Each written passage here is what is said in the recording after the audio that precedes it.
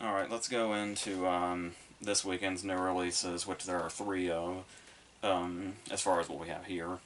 And we've got two theatrical releases, one of those being simultaneous with HBO Max, and one that's on Netflix now that I think had a limited release last weekend. And I guess we'll go ahead and start with Ghostbusters Afterlife, which I was initially gonna dance around some stuff as we kind of go through this, but I think I'm just gonna go ahead and put a spoiler warning right here so we can talk about pretty much everything, because not only would it be, I'd almost feel like I was talking about nothing, trying to dance around everything, but also just the things that are revealed, I feel like are mostly things that people had figured out like months ago anyway. So we'll just go into everything and we'll put the spoiler warning on that. So to start with it, obviously, the thing that was appealing about this one is obviously that Jason Reitman is now carrying over and doing this one. I know for a while there he talked about the idea of like never wanting to go in that territory. So when you hear about him and know going into this, all of that, it does kind of have this feel of there's no way he would do this unless he thought of something really, really spectacular. And then of course you've got Murray and Aykroyd and Hudson doing all the runs and saying the same thing. So it's like, okay, so everything is kind of coming together here. Even though all three of them were also in the 2016 movie, there's still kind of this vibe of it feels like as we were leading into this one, it's like there's something that feels kind of right going into this, and let's see what happens. And it helps a lot that Reitman's co-writer is Gil Kinnan, who did like Monster House, and he also did the Poltergeist remake from 2015, which honestly I don't think is that bad. But yeah, so everything seemed to be adding up to where it was like, yeah, this might actually be. And then Paul Rudd, I remember like way back, like in the early 2000s, my whole friend group, we had a discussion. We were like saying like, what would you do if like what would they do if they did another Ghostbusters in this time frame? And it was like in the 2004 2005 area, and Paul Rudd came up back then. So it was like, holy shit, this seems to be all coming together. um, with all that said, it also has a promising start where you don't want to rely on retread and do retread too much, but there was something about something that came up also when like the 2016 movie was coming out, was that it kind of lacked any sort of horror element, because I'm not one of those people that hates that reboot, but I get where people are coming from, where it's like you can certainly tell which elements were missing, and one of those was that the first and second movie both had elements in them that were like genuinely creepy, and this one starts off immediately with that score, the score we heard in the library in the first scene of the first movie, which in itself is a creepy scene, even it is, cheesy as it is and 80s as it is, and the fact that it's in a comedy.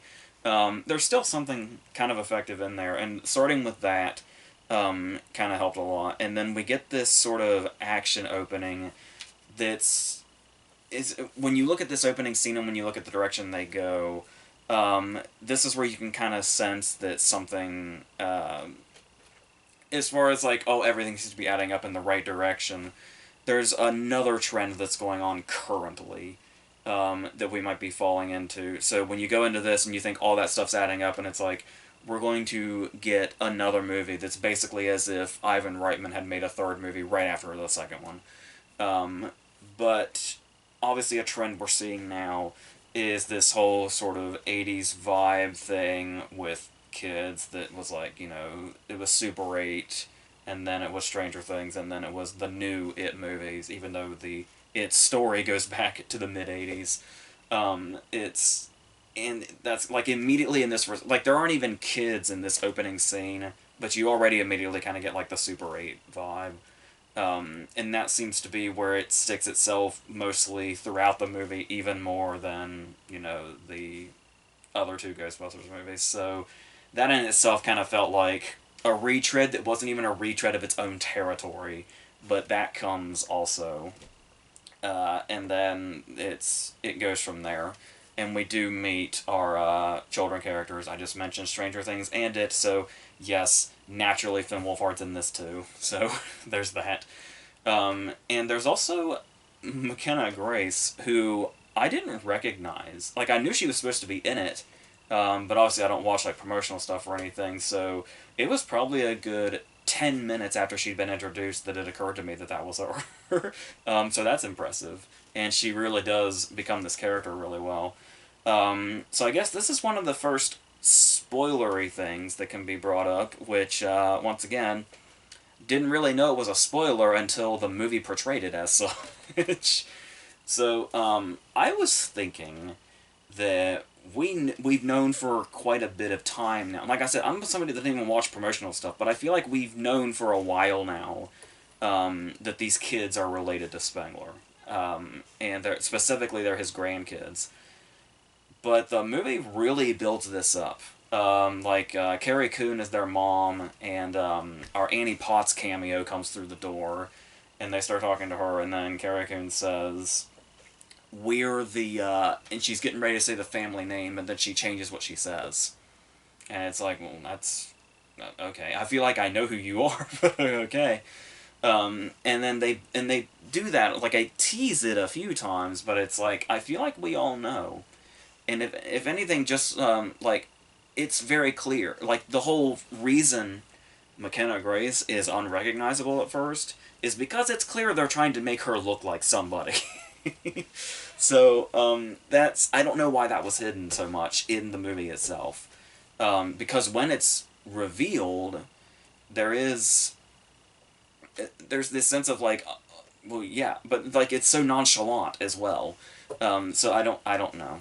And of course, that opening scene we're talking about is Spengler, but they keep him in shadows for a reason, obviously. But I mean, we get one specific silhouette where it's very clear, right there in that. Like, you don't need anything else to be revealed later. It's clear to you in this scene, mysterious as it is, who that's supposed to be.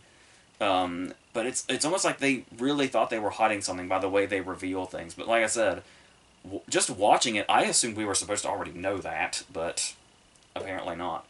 And I do like some of the teases that we do get, though, where they're kind of teasing, revealing certain things. Like, there's a really great moment when Finn Wolfhard finds the Ecto-1 under a tarp, and he's got a flashlight, and, like, just as he lifts up the tarp and we get just enough of a view to know that it's the Ecto-1, his bulb burns out. But it's, like, just a really quick, and stuff like that, build up like that, I can really get behind. That was really well done.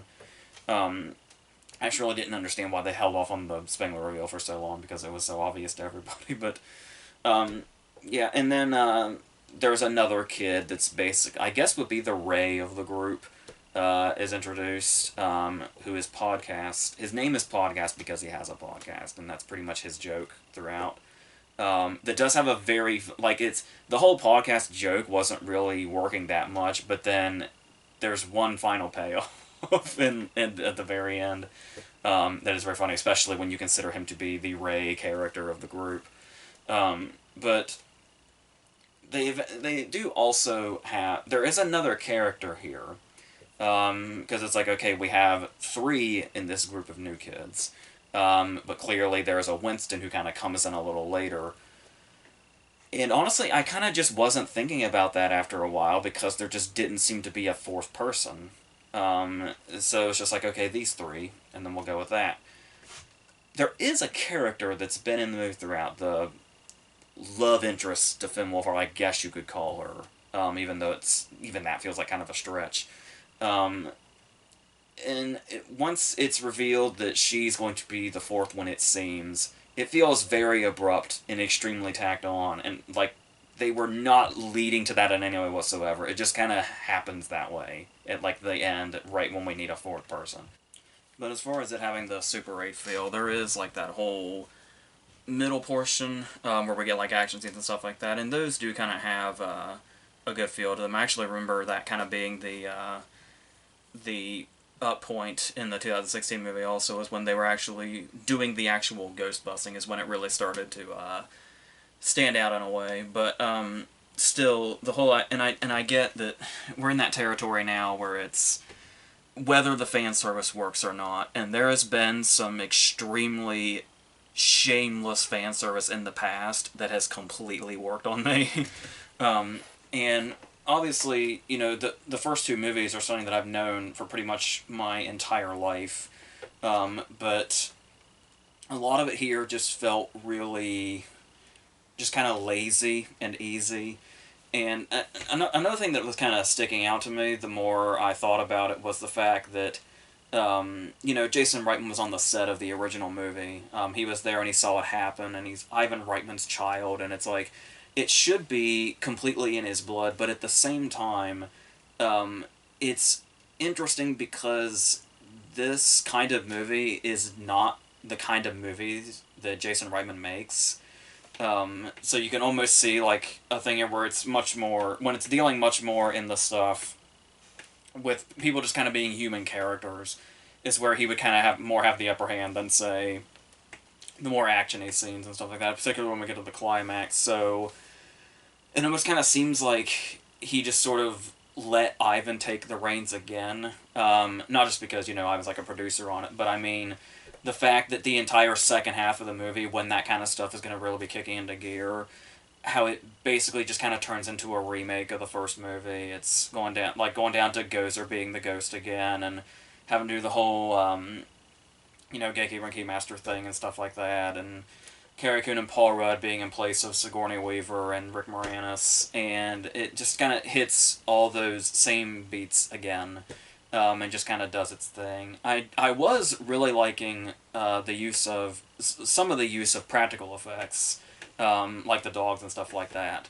Was kind of like as soon as the dog appeared and it was it looked like it was actually there and it was an actual practical effect that like genuinely caught me by surprise, which is great. And there's kind of a funny bit of foreshadowing of Paul Rudd being this sort of irresponsible teacher that shows his kids all the worst movies. He shows them Cujo. He shows them a completely out of order Child's Play, but out of order as in sequentially. But what it is, and I did like the fact that Cujo seemed to be a bit of foreshadowing of how Paul Rudd's character becomes possessed. But there's still a lot of shameless stuff in here, and like I said, I get it if fan service works because it often has on me. Given the property, but then you get stuff like the Twinkie being in the glove compartment, just being there, and that's the kind of thing where it's like it's just so lazy and easy to just throw a Twinkie in the shot and say, "Hey, remember that thing," and it feels like there's a lot of that. There's Bokeem Woodbine is the one that gets to say who you're gonna call, and it feels very. I mean, the line's going to be in there at some point, but it feels very sort of forced and unceremonious, and that's... And maybe the point is that it seems unceremonious, but it just didn't really work in any way. And then, as far as the thing we were all waiting for, the reappearance of Bill Murray, Dan Aykroyd, and Ernie Hudson, where... I think they kind of, like, the whole question is how much are they going to be in it? Is it just going to be, like, one throwaway scene that they can just walk in and out of the frame? And they were building up a lot, though, that they were going to be back in the jumpsuits and wearing the Proton Packs and all that. So I kind of thought they'd be in it enough to build up to that. And they kind of build that up by introducing Ray early on, when she calls him. And that's the response to Bokeem Woodbine's question, but they just kind of show up. They just kind of show up already in everything, and it feels kind of like what I was dreading a little bit, where it is almost like they just kind of walk in and out of the movie. But because I was kind of thinking there'd be like this whole sort of almost like a closure on each of them. But obviously that would have been too much. And this movie is over 2 hours. It's 2 hours and like 4 minutes. So it was like I felt like they had the time to do that, but that's just kind of all we get. But as far as what else people were anticipating out of this scene, talking about the big thing we're leading to, and since we've already put the spoiler thing on this, I will go into this. Um, I remember around the time they were talking about like reboots and stuff like that, the big thing was, is Egon going to be a ghost in it? And I remember the first time I heard that thinking like, oh god, no, they'd never do that. That'd be way too in poor taste. Like almost if they just kind of alluded to it in a way, maybe. But to actually see the way they did it here, like it's one like if you were to just tell me to my face without me seeing anything, yeah, there's a CGI Harold Ramis in this. I would have said, oh god, that's gross. That's what I would have said if I didn't see what they had done. But now that we have seen what they've done and how they pulled it off, it's like when he's first revealed, it's like, okay, and it looks really good. Like a lot of people complain about the stuff that was in like Rogue One and stuff like that, but it looks really good and really seamless, believe it or not. And it was like, okay, that's cool. But I wasn't emotional or anything, and I still didn't get emotional or as emotional as they were building up that the movie was. But with that said, it was when they were all four in the shot together, crossing the streams. That's the big moment. That's the moment where it's like, okay, regardless how I feel about the rest of this movie, that's the kind of thing. Like when you think about fan service and stuff like that, that's the kind of thing where it's like, you got to be soulless for that to not move you in some way. And furthermore, when it's all said and done, and they're just looking at him, and you can see Venkman and Ray and Winston looking at him, but you can also very clearly see Bill Murray, Dan Aykroyd, and Ernie Hudson looking at him as well. Aykroyd in particular, especially since Aykroyd, in real life is so, like, about the paranormal and stuff like that. You can see, like, there's a real sort of spiritual connection in this moment, on and off screen. But, apart from that, though, it's like, it doesn't necessarily do enough to erase the rest of the just okay movie that was behind it. And it also kind of shows off, like, what kind of movie could we have gotten if they were, like, the focus. Because the thing is like, we do get, decent stuff here and there, like I was talking about with the action scenes. And the chase scene with Muncher, I think is his name, the Slimer ripoff that's Josh Gad. Josh Gad playing himself. Basically, that's a bad joke. He's a good guy, I'm sure. But yeah, it feels like though the whole time when we know that Bill Murray, Dan Aykroyd, and Ernie Hudson are going to be at the end of this movie, it feels like the entire nearly 2 hours that came before was just us killing time until we got to that point. And like the phone scene with Ray being a little bit there in between. But yeah, like it's like another half. Like instead of focusing on it being basically a remake of the first one, if we had gotten like individual introductions of like reintroductions of like Venkman and Winston, like we kind of got with Ray, and how we kind of we establish a little bit where they are now and where the whole franchise and business is now, and there's more like credit stuff, but yeah, it just really feels like there's still a lot missing from this. And like I said, it's almost like they kind of started to give up in the writing process and the creative process in the second half when it's like, all right, it's just the first one again. With the, I'm almost positive, she's uncredited, I'm almost positive that's Olivia Wilde doing Gozer, which is nice. I think Olga Kurylenko would have been my choice, but that's a thought that goes way back. But apart from the stuff that you are here to see, I guess you could say, where it's like, I know it seems contradictory that it's like, we need more of the original dudes, but some of the fan service is also really lazy. The little tiny Mr. Stay Puffs, I don't really know what they're even doing here, apart from that. Because it kind of looks like they're going in like a sort of Gremlins or Critters kind of direction, having them running around, but it's just this one scene. And then they just turned it into s'mores jokes, which was really weird. So that's just here to be here, much like the Twinkie in the glove compartment. So I don't know. Yeah, so I don't know. I'm really conflicted because I was really, really wanting to be on board with this, and like I said, I love the first two movies enough that this should have been working on me, but it just felt so obvious and like. Until we got to the stuff that like actually hit, which is at the very last minute, like literally right before it ends, is when all the great stuff comes in. But that's pretty much what it is, I think. So as far as like them almost, I don't know if you'd call it retconning, but how there aren't like hardly any references to the second one, unless they were like really really hidden in there. Like it's all so focused on the first one. That's another thing that kind of gives it a little bit of the remake feel. So maybe some touches there. I would have we couldn't get Rick Moranis. I would have loved like a Peter McNichol cameo or something, like show that he's still kind of creeping on Dana or something. Or even references to the Statue of Liberty. I don't think there's even one reference to the Statue of Liberty, even though they keep calling back to the incident in the first movie. It's like a weird timeline or something. Where it's like, I don't think they technically retconned the second movie, but it also feels like it's nowhere to be found, so I don't know. And then there's stuff in there like that J.K. Simmons character was there for like a split second. Feels like there was more to that. I think, unless I've got my wires crossed and I'm thinking of something else, I'm thinking that he's like a character from the game or something. I'm pretty sure I'd heard that that's who he was.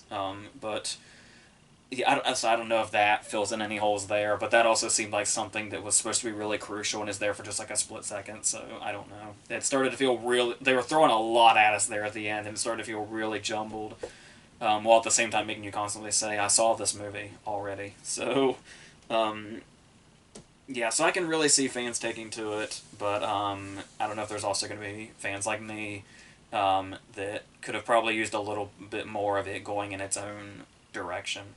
And that's another thing, too, is the idea that Jason Reitman doesn't typically make movies like this. How he's much more about, indie character, comedy dramas, and stuff like that. It could have gone in kind of its own direction, had its own feel, while also having, what Reitman did before, his dad did before. But, yeah, but that's the thing, though, is like when they do want to bring back what they did before, it's like literally. Like, yeah, bring back Gozer, bring back the score, all that stuff, but... There it is. There is another thing that will probably always work on me is the sound of the Ecto-1 siren, which is nice when they like drive off and shit's about to hit the fan, or it already has. Yeah, there's something magical to that too. That doesn't feel just like retread, but a lot of it does feel like retread. So I'm just kind of really split on this thing, as you can see. So that's pretty much where I land with this. So I think we can just go ahead and pretty much leave that at that. And I guess we'll see what else they do. They seem like they're headed in that direction, but I guess we'll see. I don't know where else the ideas are going to come from, but maybe we'll find out. I don't know. So let's go on to King Richard, which is one of our Oscar-y biopics of the year. But this one in particular is interesting because it seems to be telling so many different stories. Because I know the first thing I want to address going into this one is that I know some people were like acting all upset that we're getting a Williams Sisters movie, but it's through the dad's perspective, and how a lot of people said, if you're going to make a Williams Sisters movie, why not make it about them? I mean, well, it pretty much is about them, but then there was the whole thing of the fact that Will Smith is playing him and produced it, and people were trying to throw it on him that it was some sort of narcissistic vanity project thing or some bullshit. But the thing about that, though, is that you kind of want to tell the stories that people are less familiar with. And it's to my understanding, a lot of people do know who Richard Williams is, especially since his whole thing is that he's kind of pushing himself into this. Not only kind of pushing them into their careers, but kind of himself into the same... Like, there's literally, the real life and the movie scene stuff where he's sort of getting in between the camera and them during an interview. But apart from that, though, I do feel like if many people are like me, which I don't know, I'm pretty familiar with who the Williams sisters are, but I really didn't know much about Richard or what exactly he was or the kind of person that he was. So to almost kind of do like a behind-the-scenes movie on them, which...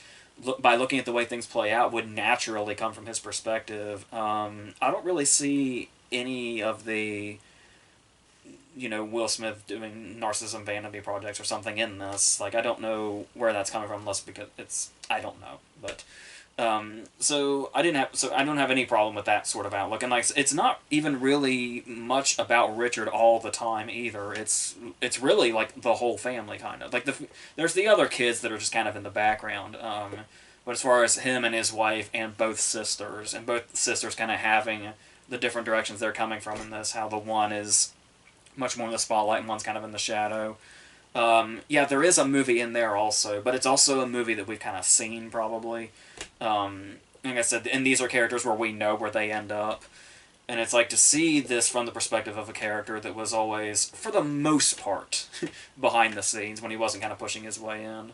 And that's another case where you could maybe see it as like the movie was maybe being, too nice with him, but the fact that the Williams sisters were like involved in the production and like supposedly got really emotional during a screening makes me think that the stuff here isn't too out of what was really there in real life.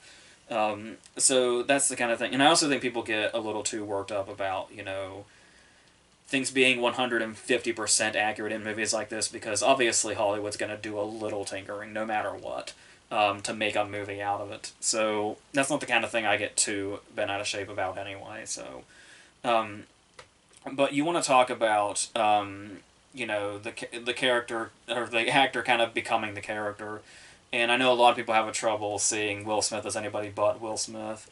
But he's kind of an incredible actor in a number of different things. Not just, his Oscar-nominated stuff in, like, Ollie and the Pursuit of Happiness. Or the episode with Ben Vereen on Fresh Prince. But, like, even stuff like I Am Legend. Like, there's places he can go, absolutely. And I feel like he does that here also. And does definitely give a sort of sympathy to a character that might seem a little too much at times. I could still see people saying they treat him too nicely, but there are moments here where he's a character that you really just kind of want to back off, and he does kind of always win you over again. And there probably could be cases where they kind of let you stick a little bit more in those places where you're like, oh, I'm not really liking the choices he's making here. And we mostly get that through other characters, whether it be his wife, Ingenue Ellis, who is great in this, and then in the second half when John Bernthal comes into it, and we kind of get his perspective and how he's really increasingly annoyed and frustrated by the overzealous choices that Richard keeps making, and the stuff that kind of grinds them to a halt in their progress. And it's like you're never quite sure if he's helping them or hurting them as far as their potential success, being in control of this whole thing and having everything mapped out. And like literally making like little documentaries that basically are like basically audition tapes for coaches. And you see how much he's really, really orchestrated this.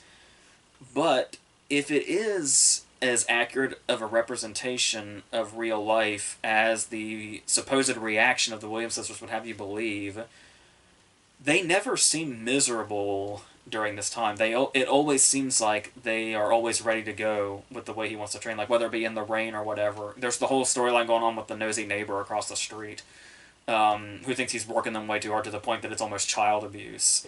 But like, the only time the kids seem unhappy is when he's like, on the verge of blowing up.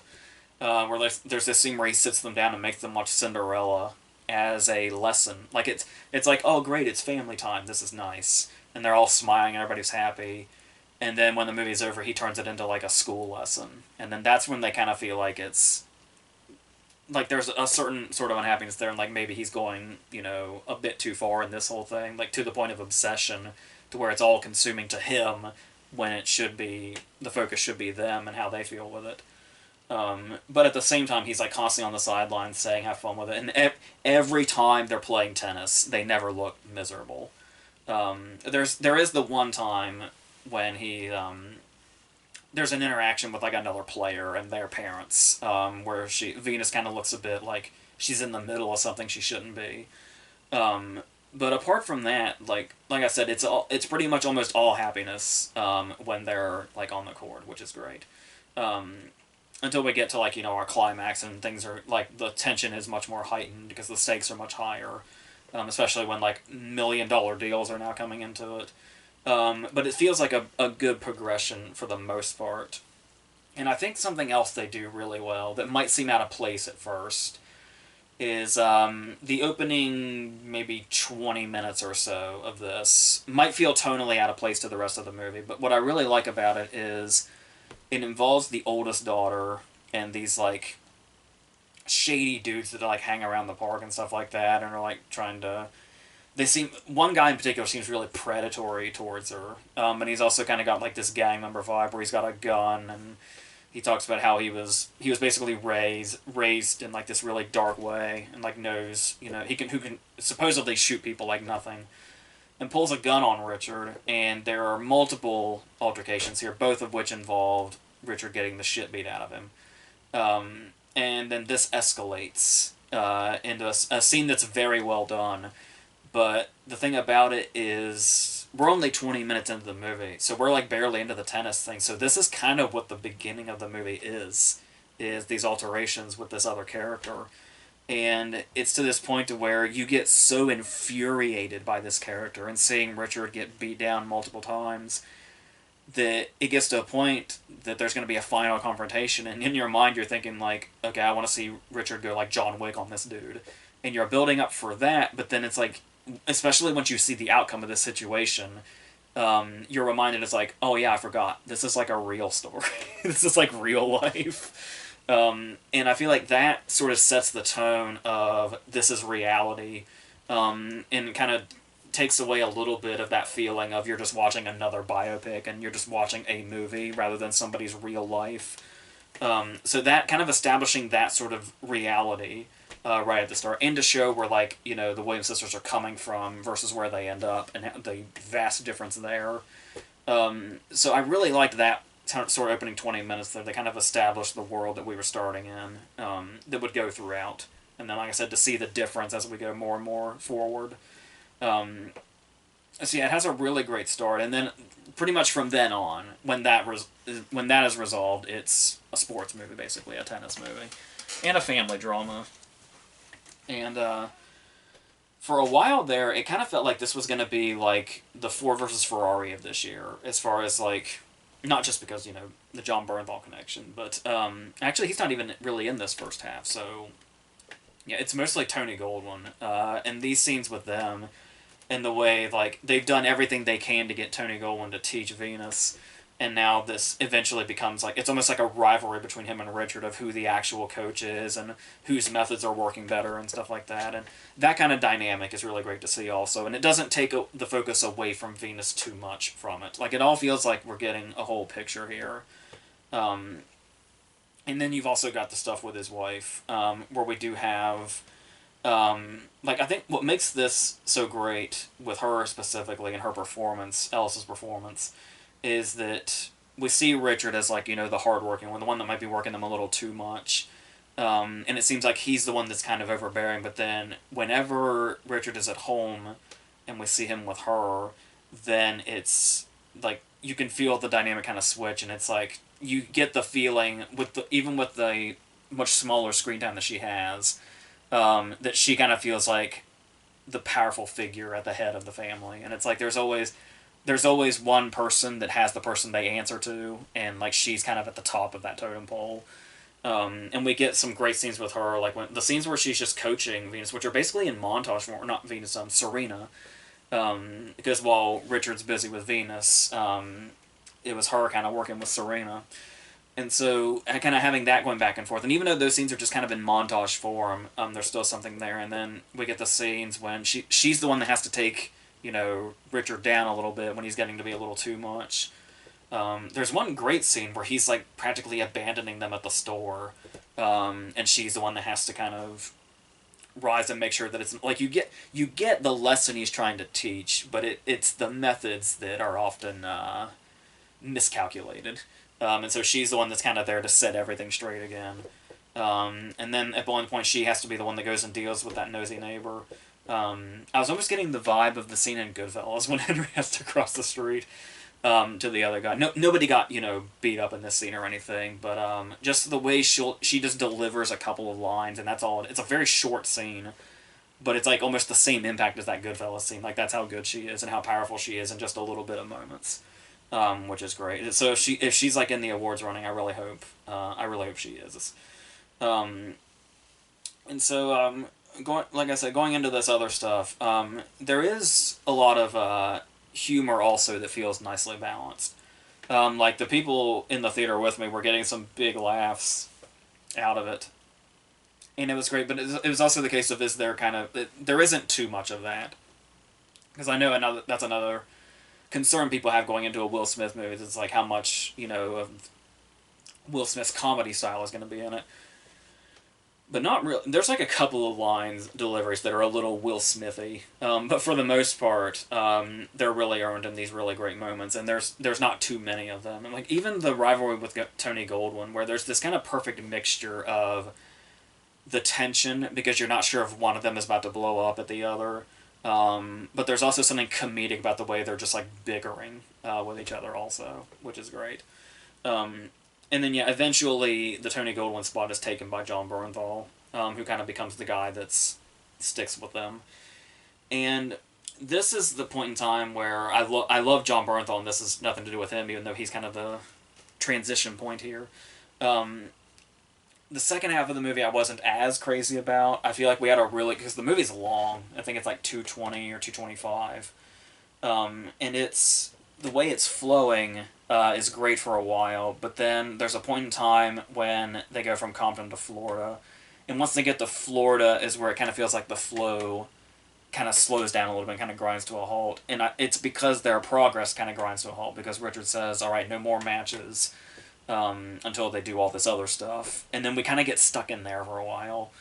There's also a time jump in there, to where it feels like it's when you have a really, really good flow going, a time jump is very risky, and I don't quite know that it has the kind of payoff here that it probably could or should. I get why it's there, obviously, because we have to make sure our timelines are right with real life, but it's not as engaging, but because we also have seemingly like less run-ins with Richard running into people that might kind of be like inherently racist, whether they realize it or not. There's a line about hoods at a country club that's quite funny.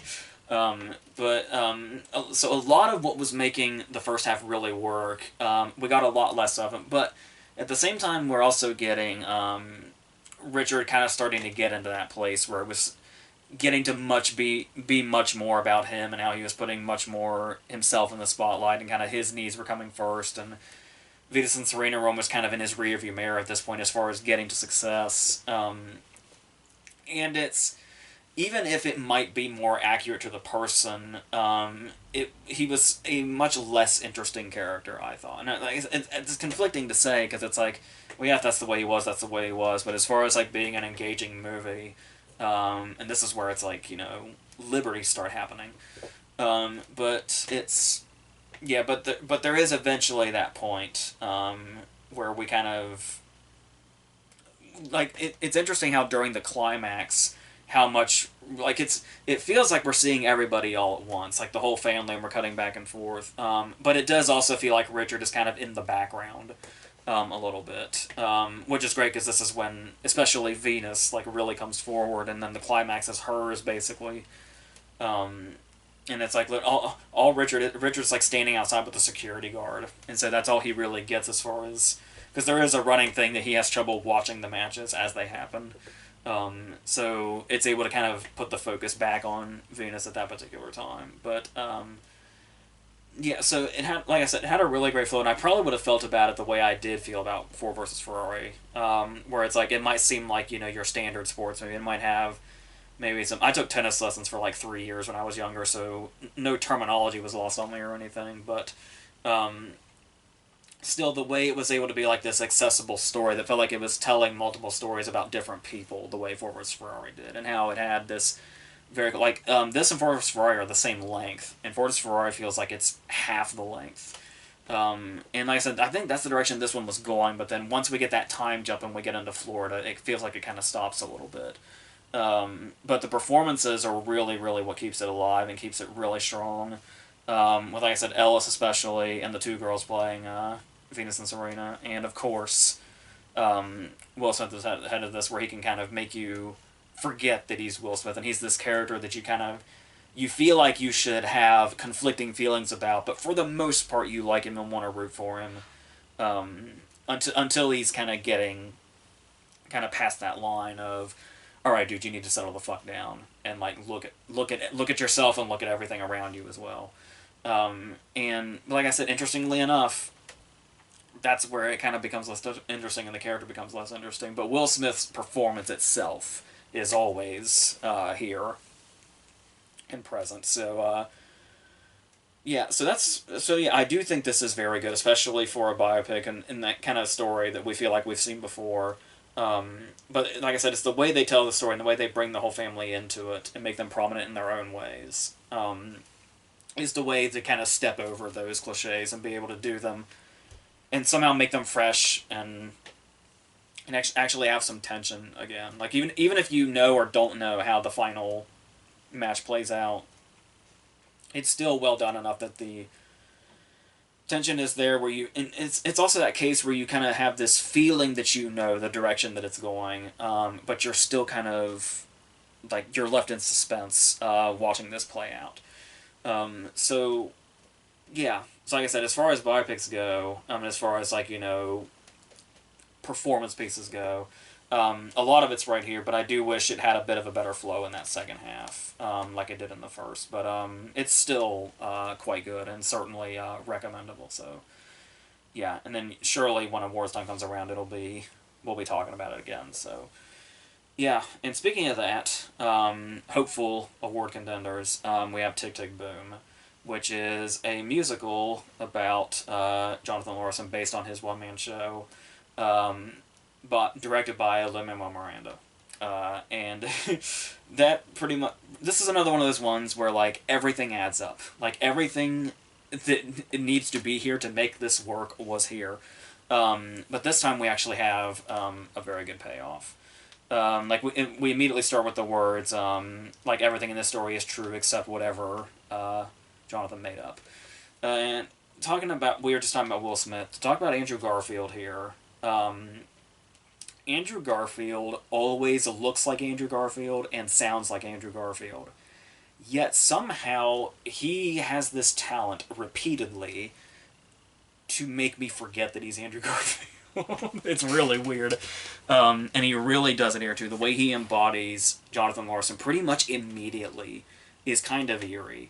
And pretty incredible. And the thing about this, though, also, is not to bring too much of my personal shit into talking about this, but when there's certain relatable stories, you're going to be drawn to it pretty easily. But the thing that I especially want to mention and call out about this movie is that it's obviously a depiction of a creative person, and a creative person that's going to fail, but then ultimately succeed.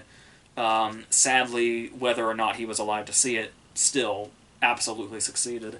But and the fact that it's specifically in this theater territory, but what I think really makes this movie just really, really something special is the fact that it feels universal as far as it feels universal for creators as a whole to see something in this. Like it may not necessarily have to be theater, is the medium that you're into.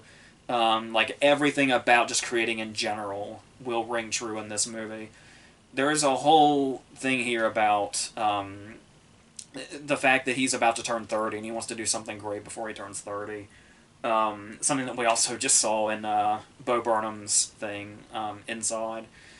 And if there were words coming out of Jonathan Larson's mouth in this movie that are things that I've said verbatim, I feel like it's for me it's scripts, and for him it was theater, but it was like I felt like half the dialogue was stuff that has literally come out of my mouth before, and it was crazy. And so if that's the kind of thing that's gonna if anybody has tried to create anything and failed, or is still in limbo, this is gonna be something that's like like as far as being like you can say, you know, all the movies inspirational or stuff like that, but it almost feels throwaway because there's so many movies that try to be inspirational, but they do it in just like the easiest ways possible. Um, but watching this person do this, and with all the stuff that's happening around them, um, really does like take you to that place. Like when you see the musical numbers in this, they already kind of have a bit of a grounded feel to them compared to what you would typically imagine a musical number to be like. Um, but it's like the fact that in itself, the way the musical numbers are portrayed, seems to find this way to make it feel like this stuff is possible. Like it's so hard to describe without speaking in cliches. But I mean, the way they bring these to life and how they make you feel that really takes you to this real place. And it's like seeing, you know, how big something like Rent is yeah. So it's like that in itself. Because like I said, it's really easy to just say, you know, this is how, you know, hard it is to be this. And there's even that thing where they, like, a character talks to him, another character's talking to him and says, like, you know, you, like, creators have a thing for thinking that, like, what they do is the most important thing in the world. And there's a character that actually tells him, like, you know, you're not saving the world or anything, even though, like, his whole life has been consumed by it. But that's the thing, is, it's like, not only does this kind of stuff just, like, completely consume you, like, this show that he's trying to make through the whole movie is, like, he's talking about how it's basically his whole life. I think it's like 8 years or something he was putting it together, and that's the thing, is that seems like your whole world, but at the same time you also feel like, or you're hoping that you're saying something that's really crucial and really important. Like, even if you're not saving the world, there's something that you're just kind of aching to get out there, and hope that people get it too, and like it gets you find people that have the same feelings that you do. It's some sort of connection thing that's hard to describe. And it's like that, and it's so easy to see how people can just completely get their lives consumed in a project.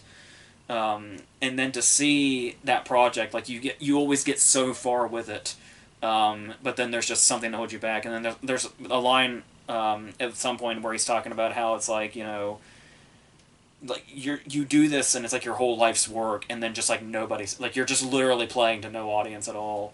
And the way this movie portrays that, like, even visually, is, I said, it takes this sort of cliche thought and these thoughts that, you know, like anybody can experience, but like really shows them in this way that I don't feel like has been kind of it hasn't been articulated in this kind of way that I've seen, as far as the way this movie does it. And it's like, and it's funny that Miranda's the director, because it's like you talk about the whole thing of trying to accomplish something by 30, which, as you can see, I failed at, but but the thing here is like nonstop from Hamilton, like those lyrics like haunt me, but for the same reason. And it's like you can see how Miranda was kind of the perfect choice. It was not just for something like that, but how it's like, I don't, and it's that's the thing too that I think is really specific about like music, people that create musicals, people like Jonathan Larson or people like Miranda, where it's like these, like, you can tell a story and people will say, oh yeah, I see myself in that, I see people I know in that. But there's something about musicals in general, and it's like, I think it's just the power of music in general, where it's like there's something really penetrating about that, where it like really gets inside, and it's something where you really, like, when I hear like Miranda's music, or in this, Larson's music, there is that thing where it's like, you almost feel like they wrote it specifically for you. Like, you hear this music, and it speaks to you in this way where you're like, how did they know this is exactly a song that I needed or wanted? And it's like somehow they wrote it exactly to your liking, even if it was before you were like, in some cases maybe before you were even born, depending on how old you are. And it's, yeah, and just like I said, the way the movie just portrays all of this, you would it's a really hard thing to kind of convey, yet also something so many people already understand. But it's like this movie found that middle ground to where it doesn't feel cliche, even though it's telling a story so many of us can probably relate to. But it's really in this way that just completely gets in your head, and it's like, yeah, that's exactly what it is. Like, the whole feeling. And it's like, when a movie can get that feeling out of you is when you can tell it's something that's like really meaningful. And there's people that have, like, you know, watched stuff watched art that's absolute shit and gotten that out of it. So it does really just depend on the person. But I feel like this is one of those movies for me in particular where it was like, just the more it went on, the more I couldn't believe how real it felt and how much it really conveyed those emotions that most of us have to keep bottled in. And it just comes out. And that's not even and that's the thing is you can get it much like we were just talking about with the way creators can be. You might get so wrapped up in yourself. Obviously, this story is very much telling the story of Jonathan Larson that is so moving seeing it told, because knowing obviously how we lost him right before, literally right before Rent premiered, and how he wasn't able to see the success of that. And it's like the fact that feeling like watching this movie feels like the celebration of this person that never got to see his success, and the fact that just in general anybody can create something that will live on far beyond them is something really powerful. And and I can see people watching it maybe like, even though it started as like a one-man show and then they just kind of have been building on it ever since. I can see some people going in just knowing this is a musical and being underwhelmed by like the numbers themselves, and how they're not like completely full-blown like musical number or anything like that. There are some cases like I think Sunday is the one at the diner, the very star-studded number at the diner. It's like, I don't know if it's just because it's the faces that keep appearing, and it's like, and I'm not even that into like the theater scene, like I'm not really familiar with it completely. But even I was watching and it was like, oh, I know that person, and like, how many people are in this scene? I actually know these faces. But there's also numbers that are like very downplayed.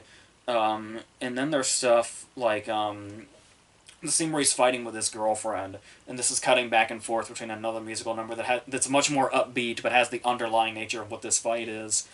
And that might almost seem like on the nose or heavy-handed, but the great thing about musicals is it's really hard to like be on the nose, and for that to be a fault. Like, it's almost like a musical's job to be on the nose, as far as how they're portraying these numbers, and the emotion. And I really, really love the back and forth of that scene and sort of the juxtaposition of like the tones of them, which is great. But yeah, so that's is that this basically this kind of the general gist of this movie. It's kind of hard to explain in any other way, but we do also have some other great cast members in here, like I'm struggling on the name of the woman that played his girlfriend.